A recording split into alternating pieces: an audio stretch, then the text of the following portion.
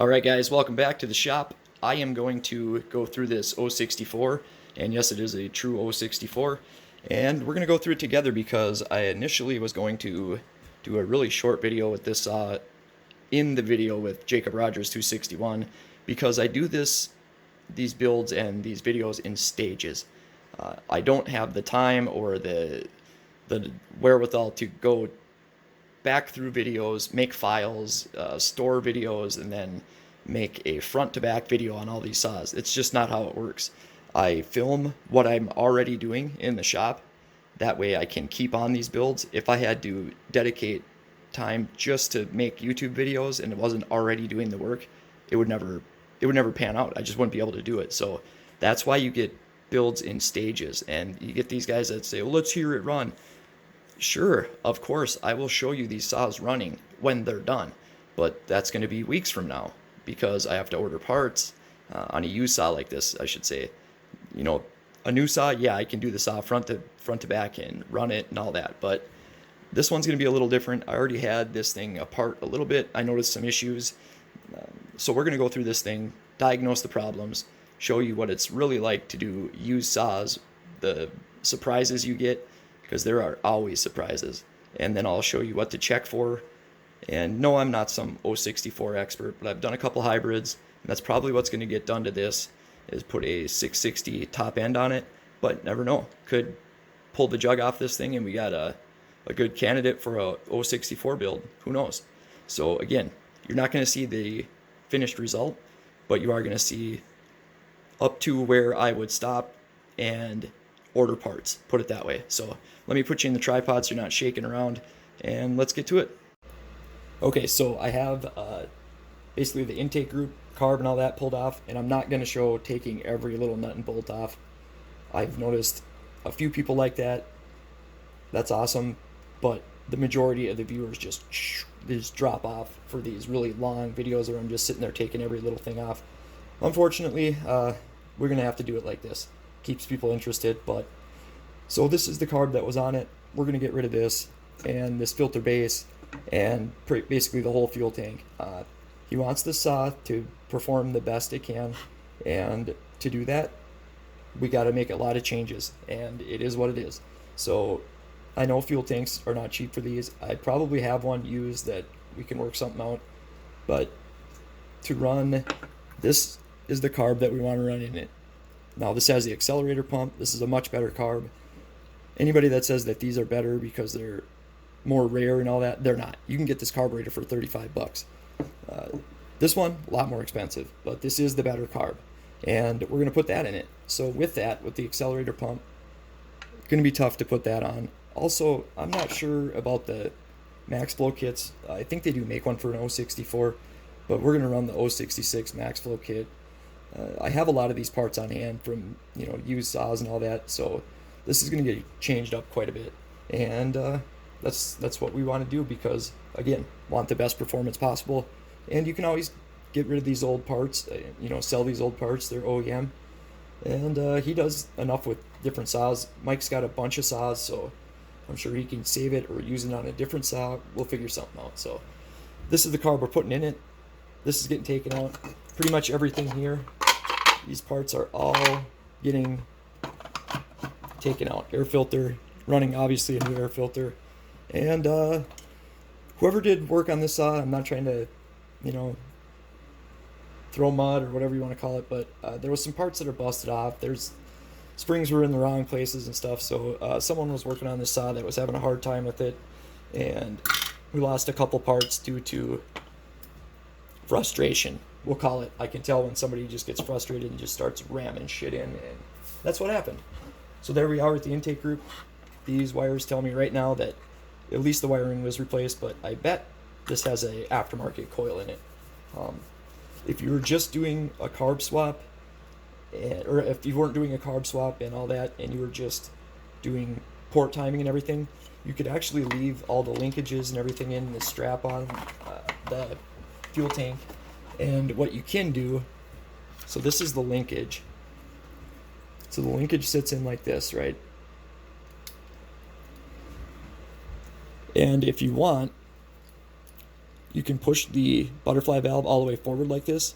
Then you can just pull this linkage. This would be if the carb was in the saw still. I usually go through the side right here with a screwdriver, and then you release that. Then you can pull the carb out, and you don't have to take any of this stuff off. But with what I'm doing, I took all that stuff off because that's the way we're going to do it. Now, and I did, so I found out that Snap-on, I've told you guys about these tools, is it's a cordless screwdriver. This bit locks all the time, so this is always locked. Every bolt I'm busting loose and turning in, I'm using my own strength and feel of the tool. So again, I'll show you. I'm not down here. I'm not pressing anything. See how I busted that loose and I tightened it? So that's how this tool works, right?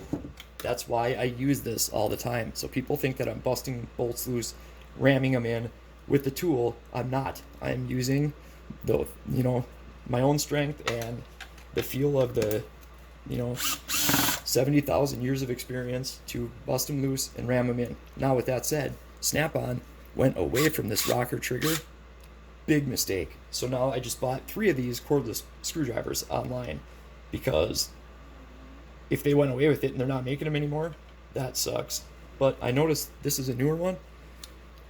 This is pretty sweet. So the bit locks in. You just push it in and it locks in. And things like brand new. I got a steal on this damn thing. The other 2 I actually kind of paid a little bit for.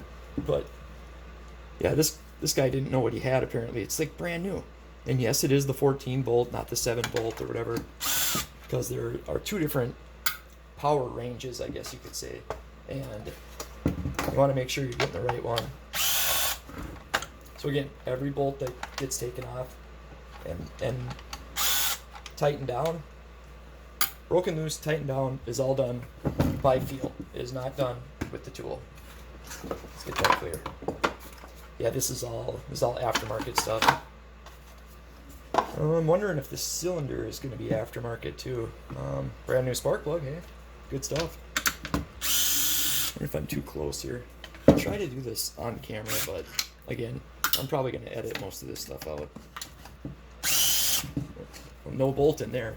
So yeah, this saw has had some.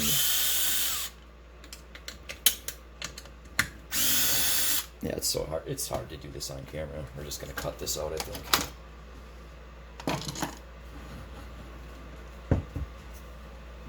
So now we're into this. One kind of a tip or a pointer for you.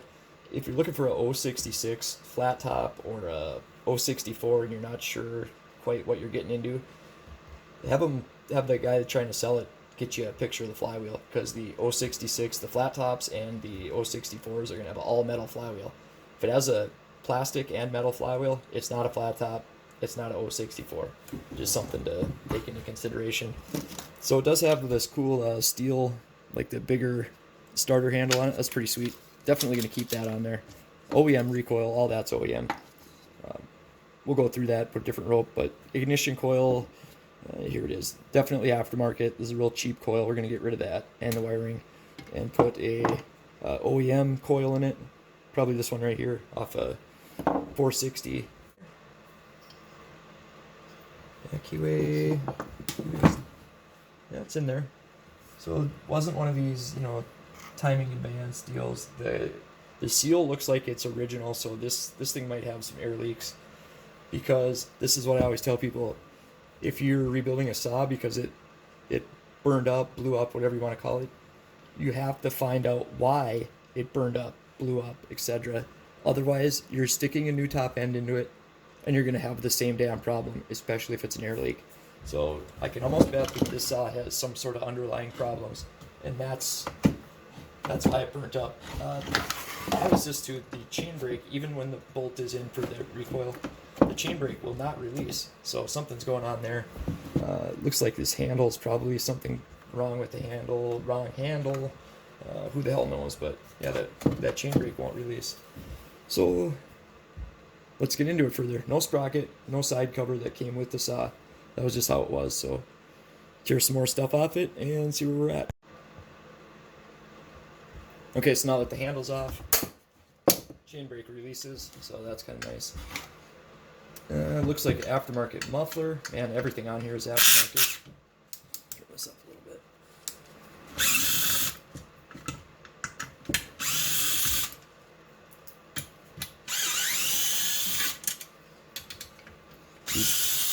None of these bolts are tight. This is really crazy. Like, nothing's tight.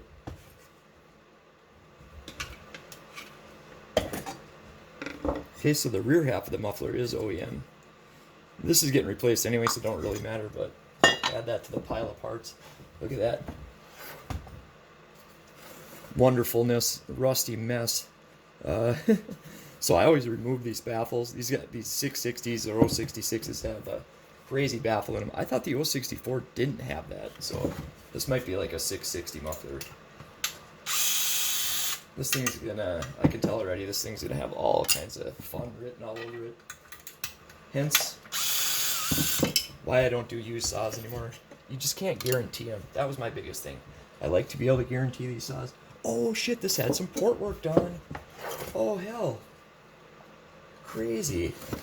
So I can almost guarantee that he didn't know this. And I swear to God, this is not a setup. This had port work done to it. I like when I see this. It's kind of crazy. Oh yeah, definitely had some port work done. So here we go. We get to see somebody else's work, guys. This is, I swear to God, not a setup. And I don't think Mike knew that this had port work done to it.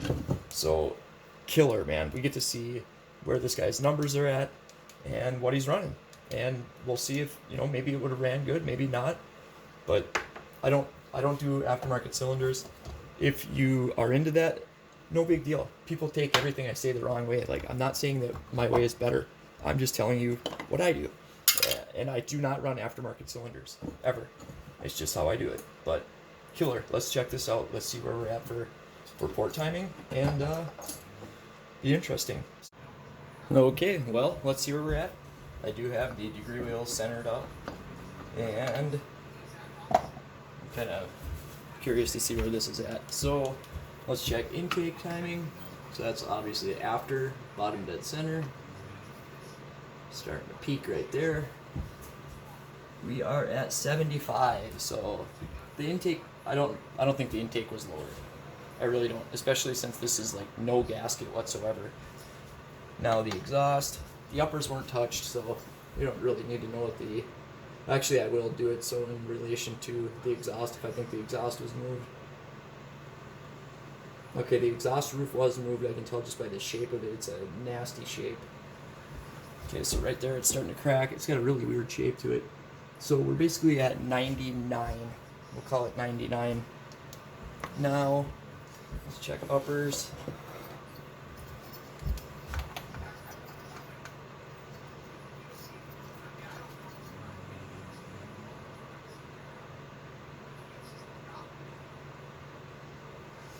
Okay, so we are at 125.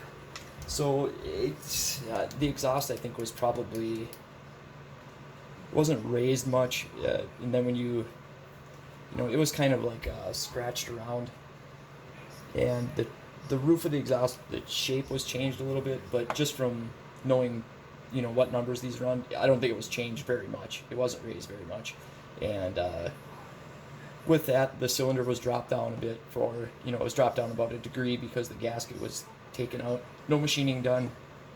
So, as it sits right now, I bet this thing, it would run. It's almost one of those deals like it was pointless to do the port work to this thing. It was about completely pointless, especially what was done. I don't know what you really gain by scratching around on the exhaust, opening things up, and that's another thing. It's like, that's why I think this is the same guy, because he gets the walls so thin. Like, he takes, it's one of those things, like, if you're going to do a bad job grinding, why take so much out? Why not just scratch around in there and just be good with it? Like, it's almost like, makes me think that he actually thinks that this is doing good, because it's a lot of material to take out to actually not really do much. And it does. It's better than some of the other ones, but again, this could be a totally different guy. Oh, sorry guys, forgot to take squish clearance. So let's see where we're at.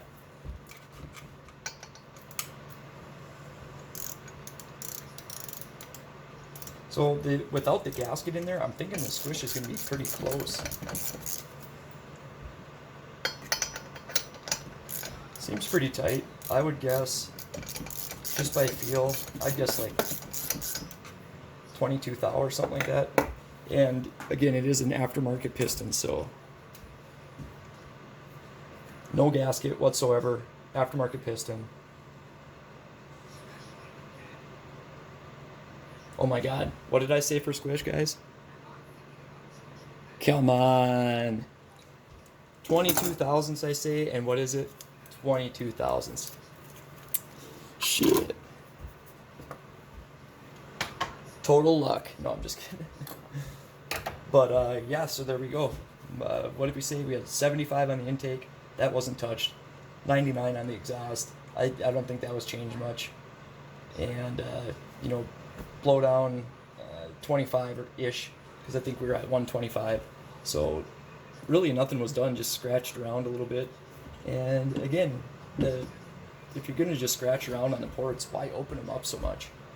Now, the good thing with this, if a guy wanted to keep this is definitely salvageable. I can save this cylinder for sure. You know, do the right machining, and I can get my intake where I want it. I would do a dome piston in this just because of what I'm looking at. I would straighten the exhaust out, not raise it one bit. I would leave it as probably, I think if I straightened it out and I did the doming and everything, I could end up at 99, maybe even 100, and that's probably where I would want to end up on this saw. Replace the coil, do whatever I need to do to the intake side of it so I can run a max flow kit on it. And I'm going to look into if there's a O64 max flow kit, because I think there is. That would be pretty sweet, and I don't have to change any of this around. I do have to do something with the air filter base so I can run the accelerator pump. That is a must.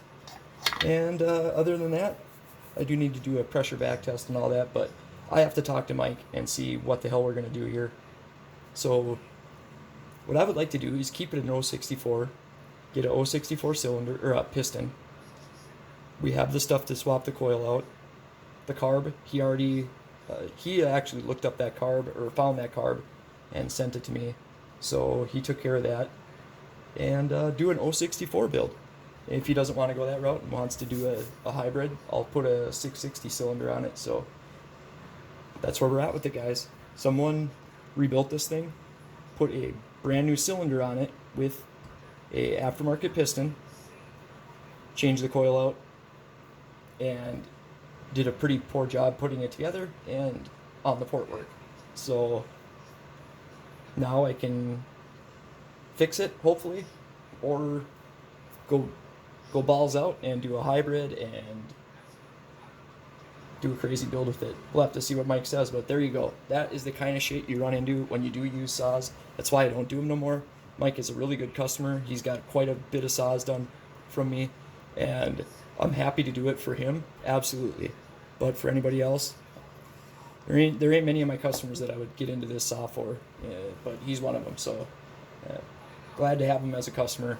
It is kind of fun to get into something like this for a change, but there it is. It's an O64, and it is about what you'd expect to find a used saw online or wherever he got this. He does find some. The guy's got a horseshoe up his ass, and he wouldn't even get mad at me for me saying that. Like, he finds some crazy deals. Finds flat top 66s, O84s. Like, the guy just finds some amazing saws. Like, he probably paid $50 for this thing. That's just because I know how he is. Literally probably paid $50 for it.